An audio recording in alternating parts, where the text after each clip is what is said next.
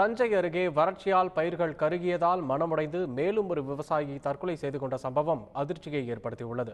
பட்டுக்கோட்டை அடுத்த பொன்னவராயன்கோட்டை பகுதியைச் சேர்ந்தவர் விவசாயி மாசிலாமணி.